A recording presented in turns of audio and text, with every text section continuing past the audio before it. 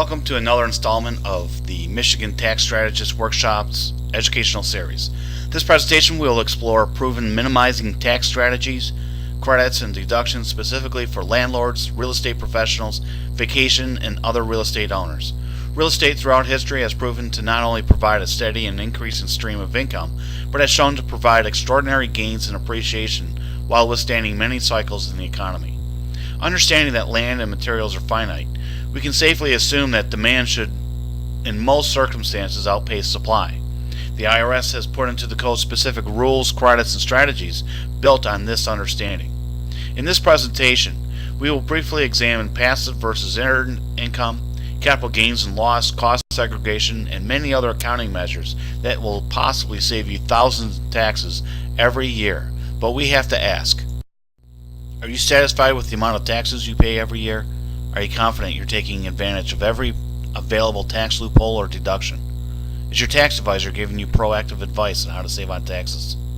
Chances are you do pay too much in tax. The good news is you don't have to. You just need a better plan. In this series, we're going to talk about some of the biggest mistakes that real estate investors make and then how to solve them. Let me introduce our company. We are Michigan Tax Strategists. We've been helping clients put together proven tax strategies and preparing their taxes for almost a decade. We have clients throughout the United States, and our headquarters are here in Novi, Michigan. Real estate has always proven to be a great asset both in generating passive income and for harvesting capital losses.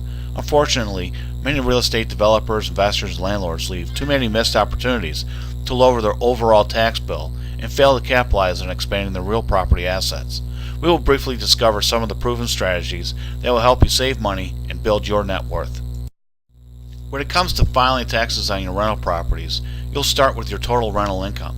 Then you'll subtract your obvious operating expenses like advertising, insurance, interest, maintenance, repairs, professional fees, and the like. But then you get to the depreciation deductions. Depreciation is the process of writing off a capital asset, such as a rental property, over a period of time intended to approximate its useful life. For residential properties, this is 27.5 years, and for non-residential properties, it's 39 years.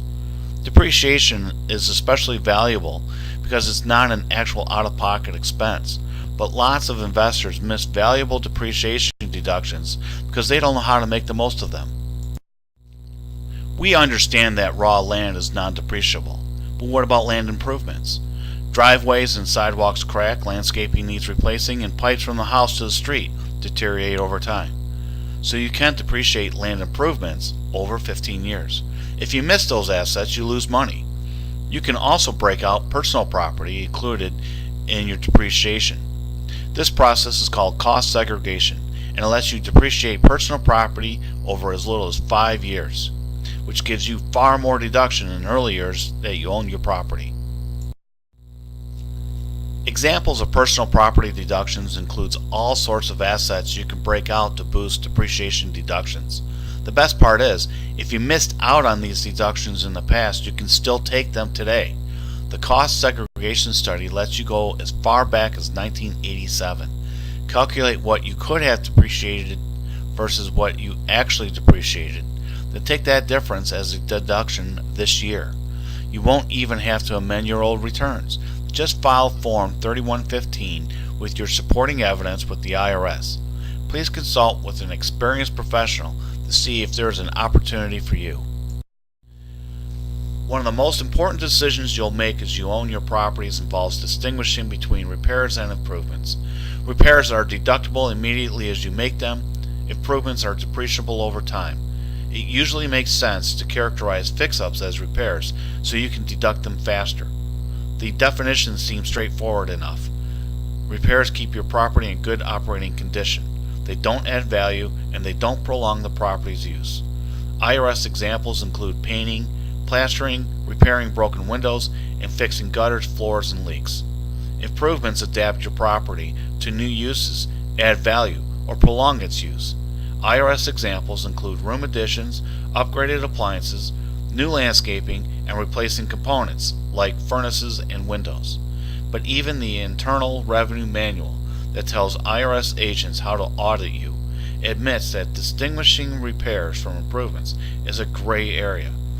You'd think that replacing a roof is pretty clearly an improvement, right? Common sense tells you it adds value and prolongs the property's life. But a recent tax court case ruled that an investor could deduct a roof as a repair because it just helped keep the property in good operating condition over the course of its existing expected life. Most investors buy property for long-term investment. Your total return includes current income from rents and long-term capital appreciation. But some investors don't want to manage tenants or hold long-term. They'd rather buy, maybe rehab and renovate, and flip for a quick gain. But how does that affect your tax bill? If you buy a property to hold and manage for a long-term gain, that's considered an investment. There's no self-employment tax on rental income or gains. You can take depreciation deductions. When you sell, you can take advantage of lower rates for long-term capital gains. You can even use tax-free exchanges to defer tax on your sale. But if you buy a property within the intent to resell it in the ordinary course of your trade or business, it's not considered an investment. It's considered a dealer property. It's essentially treated like inventory, just if you were selling groceries or car parts. You'll owe self-employment tax on your earnings. You can't take depreciation deductions. Your profit when you sell is treated as ordinary income, and you can't use tax-free exchanges to defer taxes on your sales. For most dealer properties, the biggest problem is self-employment tax. If you want to reduce that tax, you might consider operating that part of your business through an S corporation. If you deal in properties as a sole proprietor or a single member LLC, taxed as a sole proprietorship, you'll report your net income on Schedule C. You'll pay tax at whatever personal rate you have. You'll also pay self-employment tax of 15.3% on your first $118,250 and 2.9% on anything above that. You'll also owe a 0.9% surtax on earned income over $200,000 if you're single, $250,000 if you're married filing jointly. Let's say your profit at the end of the year is $80,000. You'll pay regular tax at your marginal rate of 25% or $20,000. You'll also pay about $11,000 in self-employment tax. Talk about increasing your tax bill by over 50%. The self-employment tax replaces the Social Security and Medicare tax that your employer would pay and withhold if you weren't self-employed. So how many of you plan to retire on Social Security? An S corporation is a special corporation that's taxed like a partnership. The corporation pays you a reasonable wage for the work you do. If there's any profit left over, it passes through to you, and you pay the tax on that income on your own return.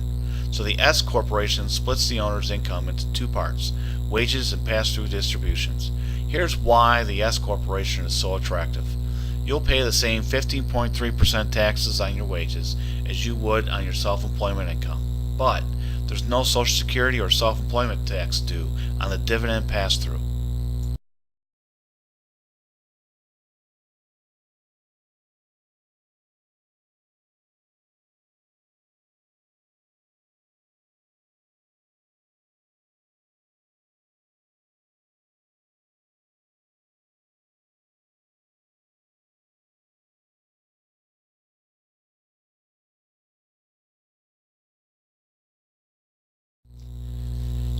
As a business owner, you hire accountants and CPAs to do your bookkeeping, payroll, human resources, and to file your taxes on time. There is an underlying assumption that as they perform their duties, they would be looking for ways to save you money in taxes. Unfortunately, this is not normally the case. Accountants and CPAs focus their time on GAAP methods and compliance, while a certified tax coach is disciplined in researching and validating specific strategies that lower tax obligations within the guidelines of the IRS code. These elite tax professionals network, communicate, and collaborate to bring best strategies for you, the business owner. What you get when hiring a tax strategist: a tax planning blueprint that tells you what to do, when to do it, and how to do it. You complete a questionnaire about your current revenue and expenses, projections, and goals. Review your last year's tax returns to find savings that would have been overlooked. A written tax plan that addresses your family, your home, your job, your business, as well as your investments. We would like to invite you to experience the value of our services with a free no obligation minimizing tax strategy session. These meetings can be done over the phone, over the internet, or face to face. We will then assess if there is any need for proactive tax planning by reviewing entity choices, profit and loss statements, financial statements, and balance sheets. We will look at past year's tax returns for any missed opportunities.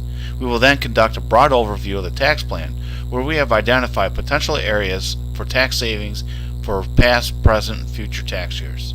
If we agree that we can save you a considerable amount of money in taxes, then we will forge a consulting relationship. One of the best parts of working with a certified tax strategist is by giving you a 100% refund guarantee to our tax minimization blueprint. If we have not given you proven, legal, ethically sound strategies to considerably minimize your taxes, we will refund 100% of your fee. Michigan Tax Strategists is part of a network of other do-it-together 250 flat fee companies and would love nothing more than the opportunity to help you in any way we can. What separates us is our innovative business model, Do It Together. I'm sure you've heard of Do It Yourself. The Home Depot has built a multi-billion-dollar company based on this principle.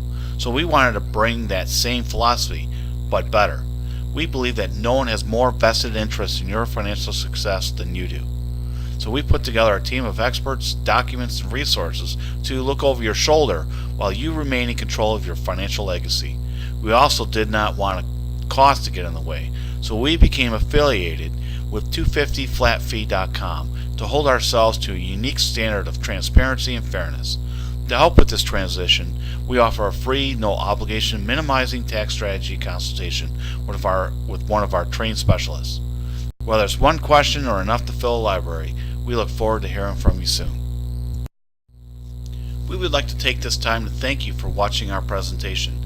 We certainly hope you received some helpful and valuable information. We also would like to thank the support of the American Institute of Certified Public Accountants and the American Institute of Certified Tax Coaches for providing a constant flow of resources.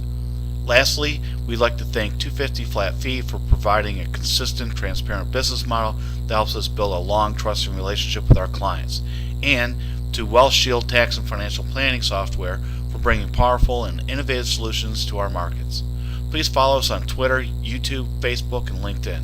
Thank you again for sharing your time with us today.